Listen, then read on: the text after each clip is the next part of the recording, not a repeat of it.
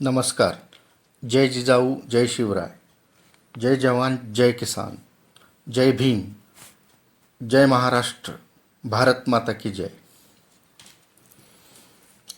14 April Bharat Ratna doctor Babasaheb Ambedkar जयंती. 14 April 2026 रोजी Bharat Ratna doctor Babasaheb Ambedkar यांची 135वी जयंती आहे. बाबासाहेबांना जयंतीनिमित्त विनम्र अभिवादन आणि त्यांच्या भारत देशासाठी दिलेल्या महान योगदानाला आणि कार्याला सलाम. कोटी कोटी प्रणाम. भारतरत्न डॉक्टर बाबासाहेब आंबेडकरजी हे विश्वविख्यात असणारे भारतीय कायदेपंडित, अर्थशास्त्रज्ञ, समाजसुधारक होते. त्यांनीच भारताचे संविधान लिहिले, तसेच भारताच्या संविधान समितीचे अध्यक्षपद देखील भूषविले. भारतरत्न डॉक्टर बाबासाहेब आंबेडकर यांनी भारत सरकारच्या पहिल्या असणाऱ्या पंडित जवाहरलाल नेहरू यांच्या मंत्रिमंडळात कायदा आणि न्यायमंत्री म्हणून कामकाज पाहिले. नंतरच्या काळात जीवनात बाबासाहेबांनी हिंदू धर्माचा त्याग करून बौद्ध धर्म स्वीकारला होता, ज्यामुळे भारतात दलित बौद्ध चळवळीला सामाजिक अन्यायाविरुद्ध लढा उभारण्याची मोठी प्रेरणा मिळाली. बाबासाहेबांचे पूर्ण नाव भीमराव रामजी आंबेडकर आहे आणि त्यांचा जन्म 14 एप्रिल 1891 रोजी महू या ठिकाणी, जिल्हा इंदोर, मध्य प्रदेश राज्यात झाला होता. महू या ठिकाणाला आता सध्या डॉक्टर बाबासाहेब आंबेडकर नगर असे संबोधले जाते.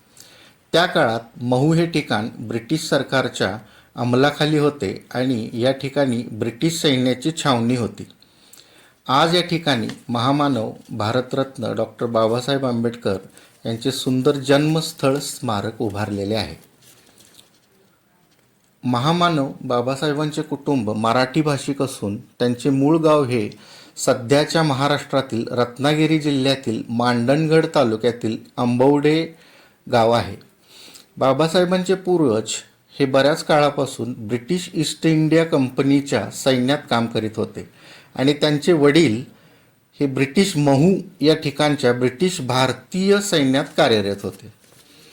बाबासाहेबांचे अगदी लहानपासूनचे जीवन हे अतिशय संघर्षात गेले. त्यांचा जन्म दलित समाजात झाला होता, की ज्या समाजाला किंवा ज्यांना भारतात अस्पृश्य मानले जायचे, की ज्यांचा स्पर्शसुद्धा इतर उच्च समाजाकडून नाकारला जायचा. दलित समाजाला भारतात प्रचंड मोठ्या सामाजिक आणि आर्थिक भेदभावाला सामोरे जावे लागत असे. त्या काळी बाबासाहेब शाळेत तर जरूर जात होते, परंतु त्यांना आणि इतर अस्पृश्य मुलांना शाळेत वेगळे बसवले जात असे आणि शिक्षकांकडून त्यांच्याकडे फारसे लक्ष देखील दिले जात नसे किंवा त्यांना फारशी मदतही मिळत नसे. त्यांना वर्गात आत बसायला परवानगी नव्हती, ते बाहेरच बसायचे. जेव्हा त्यांना तहान लागायची आणि पाणी प्यायचे असे, तेव्हा उच्च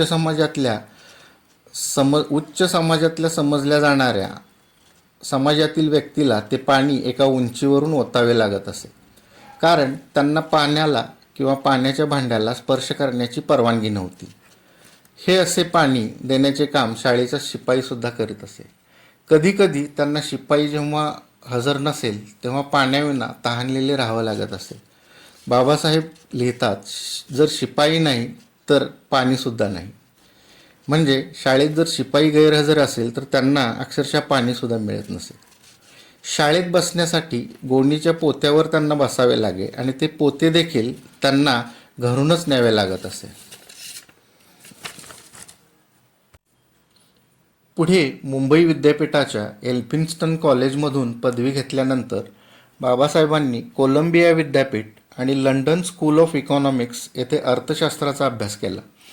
तिथे अनुक्रमे त्यांनी 1923 साली आणि 1927 मध्ये डॉक्टरेट पदवी मिळवली आणि 1920च्या दशकात या दोन्ही संस्थांमधून डॉक्टरेट पदवी मिळवणाऱ्या मोजक्याच भारतीय विद्यार्थ्यापैकी ते एक ठरले होते. बाबासाहेबांनी लंडन येथील ग्रेज इनमध्ये कायद्याचे शिक्षण आणि प्रशिक्षण घेतले होते. त्यानंतरचे बाबासाहेबांचे आयुष्य हे त्यांच्या सामाजिक आणि राजकीय कार्याने जगभर गाजले गेले.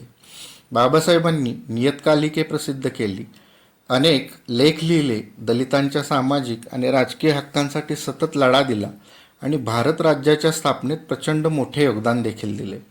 1956 साली बाबासाहेबांनी खूप मोठ्या जनसमुदायासोबत बौद्ध धर्म स्वीकारला.